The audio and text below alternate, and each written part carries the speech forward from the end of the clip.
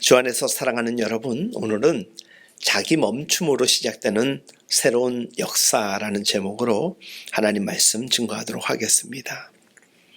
저는 호기심이 꽤 많은 유형의 사람입니다. 그리고 실제 새로운 것에 대한 동경이 늘 저를 유혹합니다. 또 소유하고 싶은 욕망으로 언제나 흔들릴 때가 참 많습니다.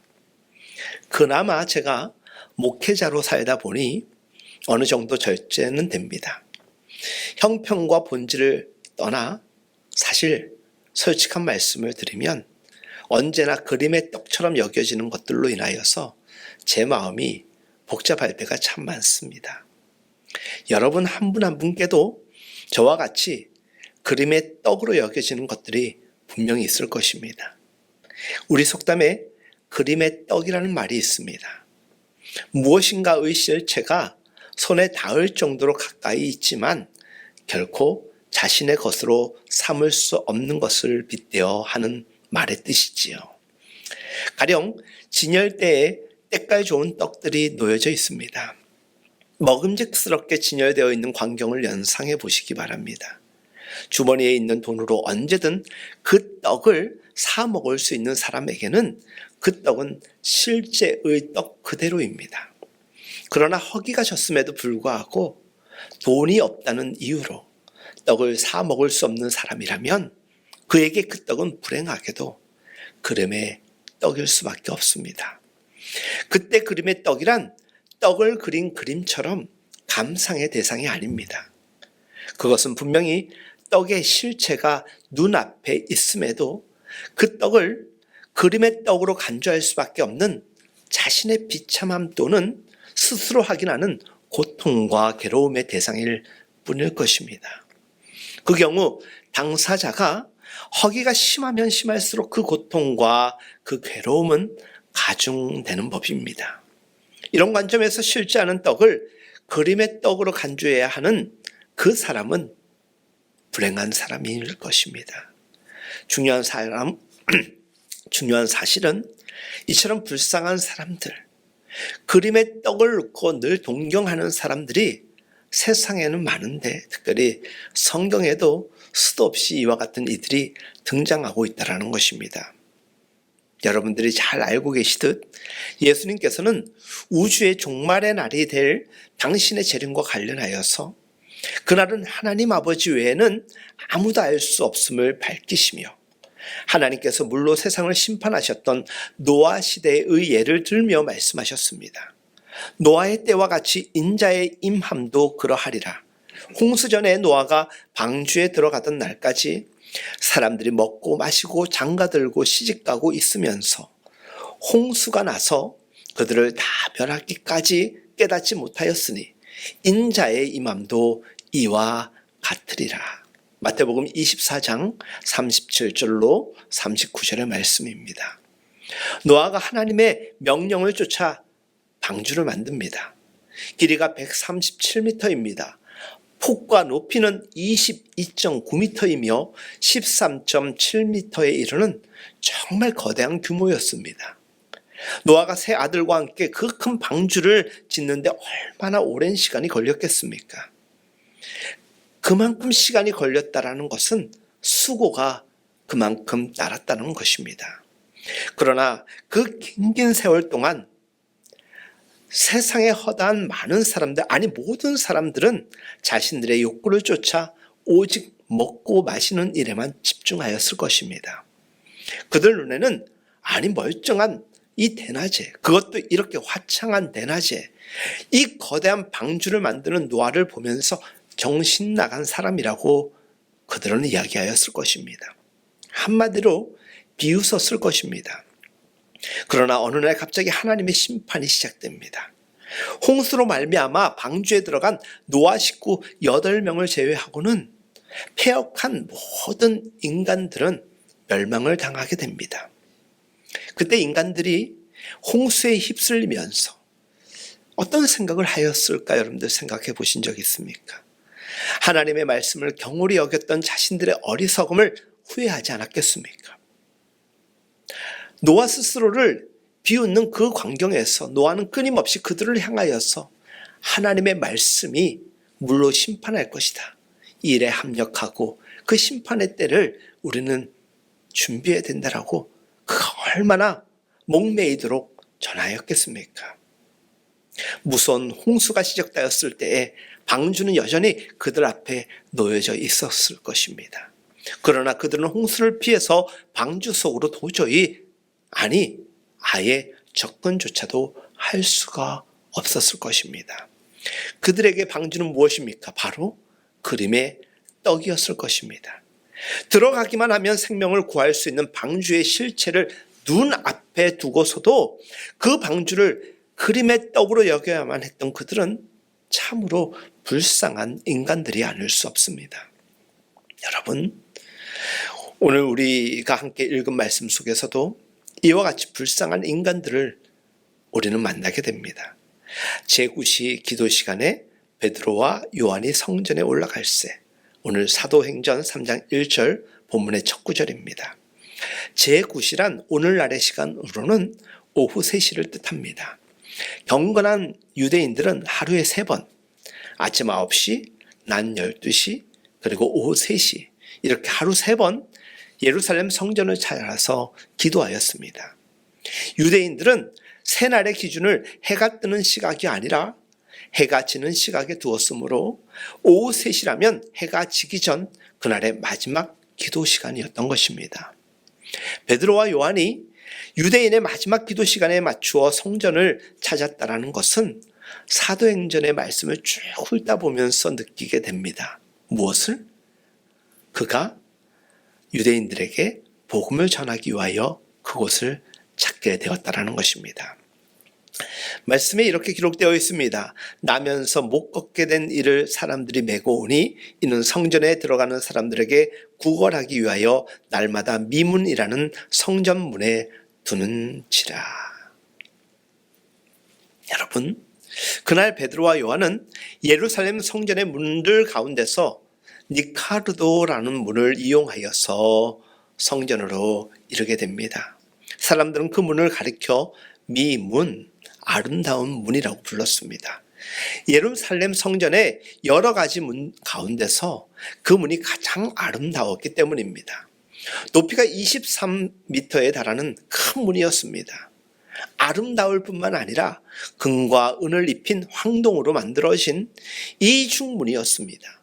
웅장하고 장엄하기 그지없었습니다.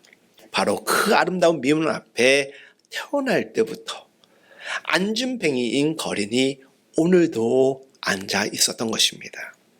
그가 그곳을 구걸 장소로 택한 이유는 미문은 성전 밖 이방인의 뜰에서 성전 안 첫 장소인 여인의 뜰로 통하는 출입구이자 평소 사람들이 가장 많이 오가는 길목이었기 때문입니다. 사도행전 4장 22절을 보면 그의 나이가 대략 40세였다라는 것을 보여주고 있습니다. 안전뱅이인 그는 40년 동안 그곳에서 구걸하는 삶을 살았는지도 모릅니다. 매일 그곳에 나와 그는 사람들을 바라보았습니다.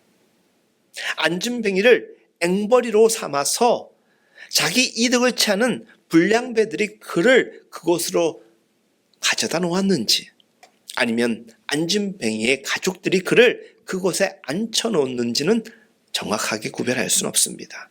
분명한 것은 그들은 그 안진뱅이를 성전 안으로 데리고 들어가서 하나님을 경배하는 일은 단 한 번도 없었다는 것입니다. 단지 미문 앞에서 구걸하게 했다라는 점입니다. 유대인에게 성전은 삶의 시발점인 동시에 목적지일 정도로 유대인과 성전을 분리하여 생각하는 것 자체가 불가능할 정도였습니다. 그러나 그 안진뱅이는 생명과도 같은 성전 속으로 단 한 번도 들어갈 수가 없었습니다. 사람들이 그를 미문 앞에 내려놓고 구걸하기만 할 뿐 누구도 그를 성전 안으로 데려다 주지 않았던 것이기 때문입니다. 결국 자력으로는 성전 안으로 들어갈 수 없었던 이 선천성 안진뱅이인 그는 태어난 이래 근 40년 동안 성전 미문 앞 이상을 넘어갈 수 없었던 것입니다. 그에게 성전은 무엇입니까? 그에게 성전은 그저 그림의 떡에 지나지 않았던 것입니다. 날이면 날마다 그는 성전 미문 앞에 앉아 있었어야만 했습니다. 성전과 미문을 그림의 떡으로 간주할 수밖에 없는 그가 겪었을 고통, 괴로움, 그리고 번민이 얼마나 컸겠습니까? 더욱이 그가 자리 잡고 있는 곳이 가장 아름다운 미문 앞이라는 이 표현 자체가 그로 하여금 가장 비참한 순간에 머물러 있기에 얼마나 그 마음에 아픔이 컸겠습니까? 오늘 본문의 다음 말씀은 그 불쌍한 안진뱅이의 인생에 대반전이 일어났다라는 것을 우리에게 알려주고 있습니다. 사도행전 3장 8절 말씀, 뛰어서서 걸으며 안진뱅이가 걸었다는 것입니다. 그들과 함께 성전으로 들어가면서 걷기도 하고 뛰기도 하며 하나님을 찬송하였다라고 성경은 우리에게 증언하고 있습니다. 무려 40년 동안 단 한 번도 일어난 적이 없었던 그가 그 자리에서 일어나서 하나님 찬양을 하며 성전으로 뛰어들어갔다라는 것입니다. 미문 앞에서 구걸하던 그가, 안진뱅이인 그가 미문을 통과하여서 성전에 들어갔다. 이보다 더 큰 그의 인생의 대반전이 어디 있겠습니까? 안진뱅이였던 그에게 그림의 떡이기만 했던 미문과 성전이 이제는 명실공히 미문이 되었고 명실상부한 성전이 된 것입니다. 그 순간 그가 누렸을 감격이 얼마나 컸었을지 우리는 짐작할 수 있습니다. 대체 날 때부터 안진뱅이였던 그에게 이처럼 극적인 대반전이 어떻게 가능할 수 있었겠느냐라는 질문 앞에 우리는 또 서게 됩니다. 베드로가 이르되 은과 금은 내게 없거니와 내게 있는 이것을 내게 주노니 나사렛 예수 그리스도의 이름으로 일어나 걸으라 하고 오른손을 잡아 일으키니 발과 발목이 곧 힘을 얻고. 미문과 성전이 그림의 떡이었을 뿐인 그가 자기 볼로 미문을 통과하여 성전 안으로 뛰어 들어갈 수 있었던 것은 베드로의 도움이 있었다는 것입니다. 베드로가 예수 그리스도의 이름으로 그를 치유해 주었다라고 오늘 성경은 전하고 있습니다. 아니, 정확하게 이야기하면 예수 그리스도께서 베드로를 통하여서 당신의 생명과 능력으로 그를 친히 일으켜 세워주셨기 때문에 가능했던 일입니다. 따라서 그가 미문을 지나서 성전 안으로 들어갔다라는 것은 단순히 그가 미문과 성전이란 건축물을 통과하였다라는 말 정도에 그치는 것이 아닙니다. 그것은 예수 그리스도 안에서 그 인생길에 아름다운 미문이 활짝 열려졌다라는 것이고, 예수 그리스도 안에서 그의 인생 자체가 거룩한 성전으로 회복되었다라는 뜻입니다. 성전 미문 앞에서 벌어진 이 놀라운 사건 속에서 이 시간 우리가 유의하고자 하는 것은 베드로가 대체 어느 순간에 안진뱅이 거린을 일으키는 주님의 도구로 쓰임 받을 수 있었는가 하는 것입니다. 바꾸어 말하면 주님께서 어느 순간에 베드로를 통하여서 친히 역사하셨느냐라는 것이지요. 사도행전 3장 3절, 그가 베드로와 요한이 성전에 들어가려 함을 보고 구걸하거늘. 잘 한번 그려보시기 바랍니다. 미문 앞에 앉아있던 안진뱅이 거리는 베드로와 요한을 보자마자 그들에게 적선을 요청하였을 것입니다. 늘 그랬던 것처럼 베드로와 요한을 보자 그들에게 적선을 요청하였고, 그가 베드로와 요한을 알아서거나 특별히 자기 앞에 나타난 사람이 베드로와 요한이었기 때문에 구걸한 것이 아닙니다. 그는 자기 앞을 지나가는 수많은 사람들에게 그랬던 것처럼 그가 누구인지 전혀 모르는 상황에서 전혀 개의치 않고 습관적으로 매일 그 자리에서 했던 이야기를 했던 것입니다. 나를 도와주십시오라고 이야기를 했을 것입니다. 그는 그 40년 동안 사람의 모습이 보이기만 하면 아주 기계적으로 이야기했을 것입니다. 나를 도와주십시오. 나를 불쌍히 여겨주옵소서라고 이야기를 하였었고, 지금 베드로와 요한 앞에서 그 이야기를 그대로 이야기하고 있는 것입니다. 따라서 지난 세월 동안 그의 앞을 지나갔을 사람들 중에 절대 다수는 그의 국어를 외면하였을 것이고 어쩌면 베드로와 요한도 그냥 지나쳐야 하는 것이 그 시대 사람들의 흐름이었을 것입니다. 사람들이 기도하기 위해서 매일 성전을 찾았지만 왜 그랬는지 모르지만 기도하고 예배하러 들어가는 그들의 마음속에는 그 안준뱅이는 눈에 들어오지 않았던 것 같습니다. 언제나 똑같은 자리에서 똑같은 안준뱅이가 똑같이 구걸하고 있다라고 생각만 할 뿐 그냥 스쳐 지나가는 사람들이 모두였습니다. 그러나 그날 베드로와 요한은 달랐습니다. 사도행전 3장 4절 말씀, 베드로가 요한과 더불어 주목하여 이르되 우리를 보라. 우리를 보라. 베드로 요한이 이야기를 합니다. 누구에게? 안준뱅이에게 얘기합니다. 우리를 보시오. 베드로와 요한은 안준뱅이 거린의 무의미한 단지 습관적일 뿐인 이 국어를 그냥 지나치지 않았습니다. 그들은 안준뱅이 거린을 보고 그 앞에 멈추어 섰습니다. 그냥 지나치는 사람들이 대부분이었는데 베드로와 요한은 그 앞에 멈춰 섰습니다. 그리고 예수 그리스도의 이름으로 그에게 손을 내밉니다. 그때 그들이 일어났습니다. 언제 베드로와 요한을 하나님께서 쓰셨는가? 그들 앞에 지나치지 않고 멈춰 섰을 때, 그리고 그들이 믿는 그 하나님을 예수 그리스도의 이름으로 선언할 때 그와 같은 일이 일어났다라는 것입니다. 주 안에서 사랑하는 여러분, 베드로와 요한의 이 멈춤에서 우리의 시선이 주목되어야 될 이유가 있습니다. 그들이 안준뱅이 앞에서 멈추지 않았던들, 주님께서 그들을 도구 삼아 성전 미문 앞에 있어서도 성전과 미문을 그림의 떡으로 간주할 수밖에 없던 한 불쌍한 인간을 일으켜 세우시는 이 생명의 역사는 절대로 일어나지 않았을 것입니다. 생명의 역사는 멈춤으로부터 시작된다라는 것이 오늘 말씀의 교훈입니다.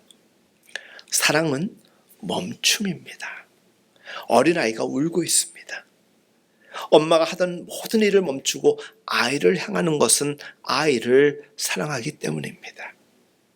어린아이가 다급하게 울고 있는데 곁에 있는 한 여인이 그를 도우려고 하지 않는다라면 그는 어쩜 그의 어머니가 아닐 것입니다.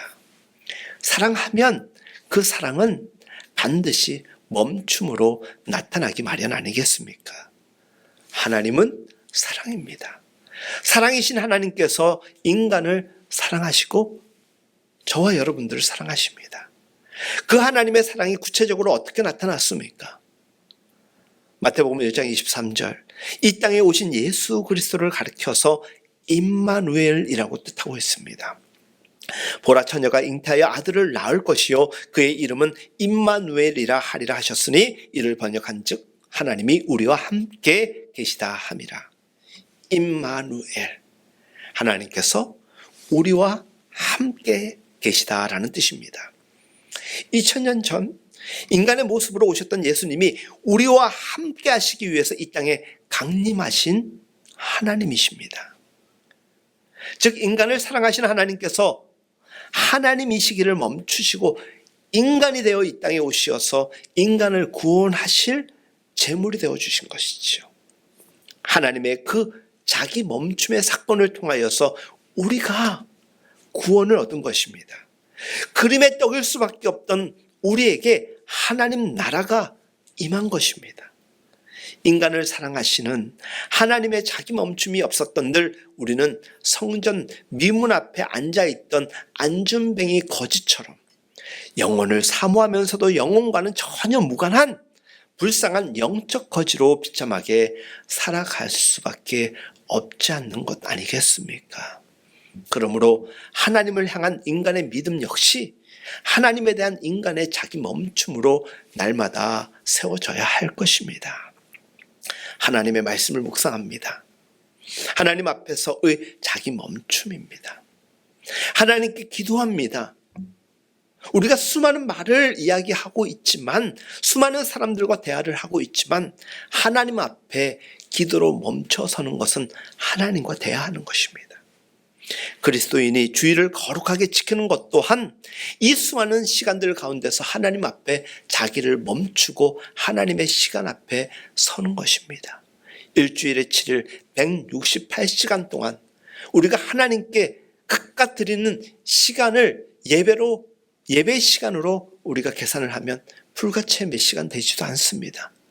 그런데 그 시간마저도 우리는 세상을 향하여서 달려갈 뿐일 때가 얼마나 많습니까?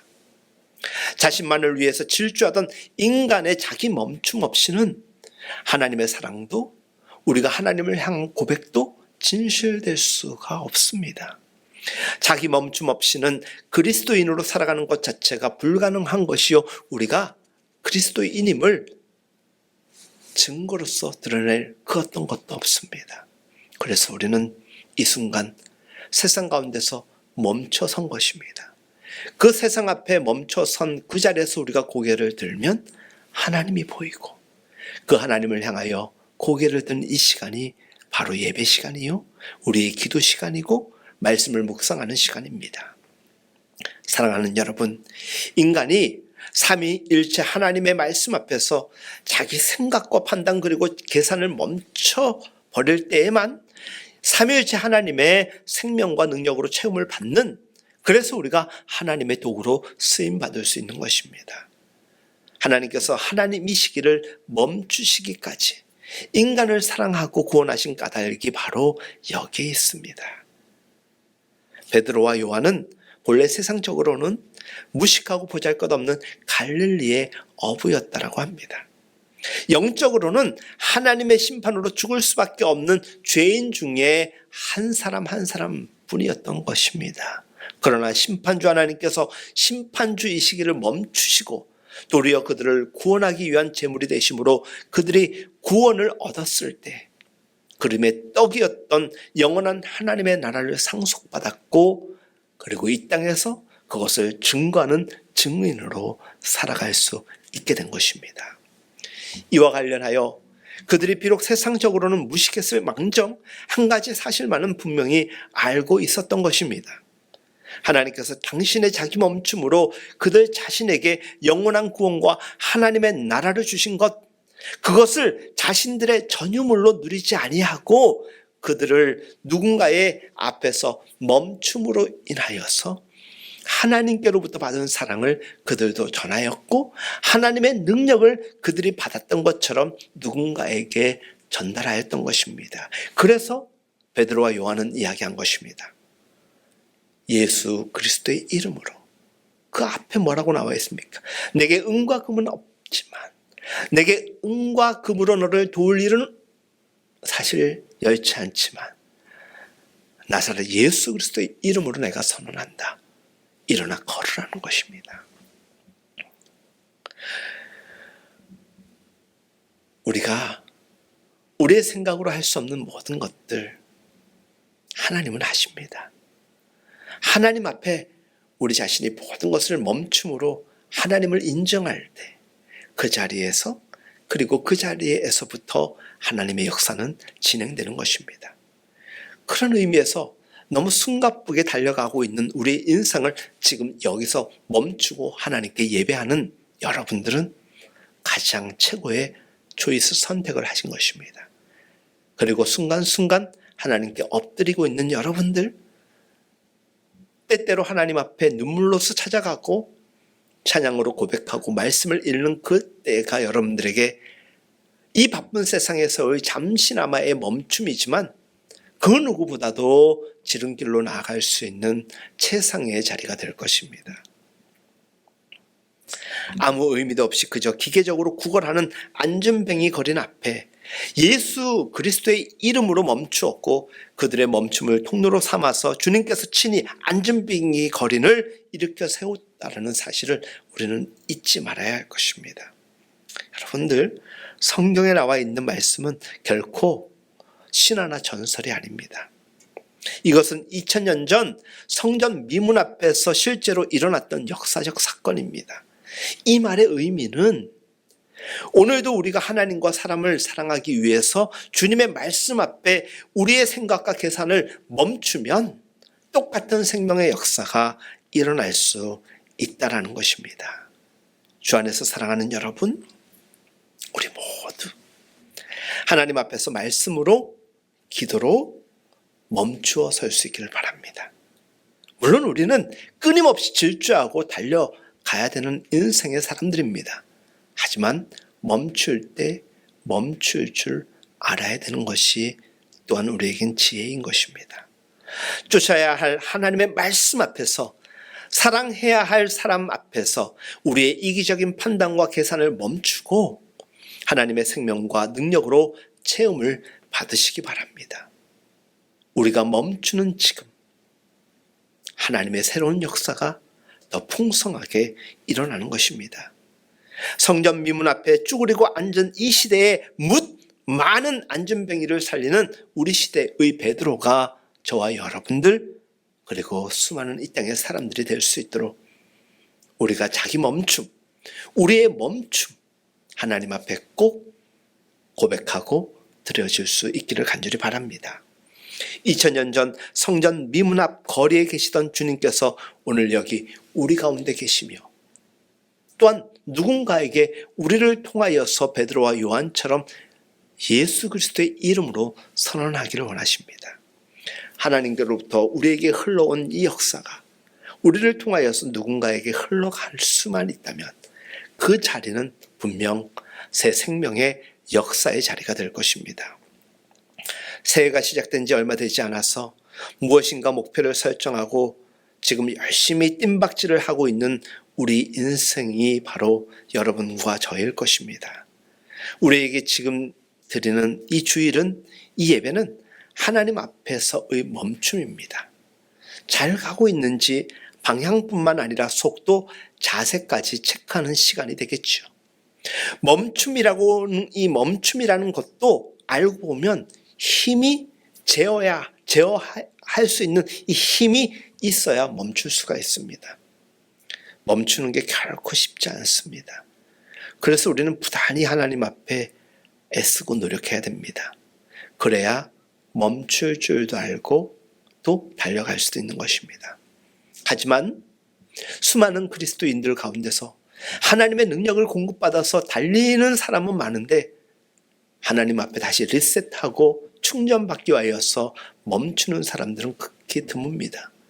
자기 욕망에 사로잡혀서 달릴 줄만 아는 수많은 교회와 그리스도인들이 얼마나 많은지 모릅니다.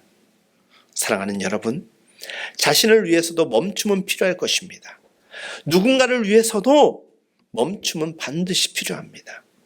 지금 여러분들이 이곳에 멈춰 있듯이, 지금 우리가 이 시간에 멈춰 있듯이 이 멈춤의 시간을 통해 우리는 하나님을 만나고 사람을 만나게 될 것입니다. 그리고 그 자리에 그 멈춤을 통한 새로운 역사는 분명히 일어나게 될 것입니다.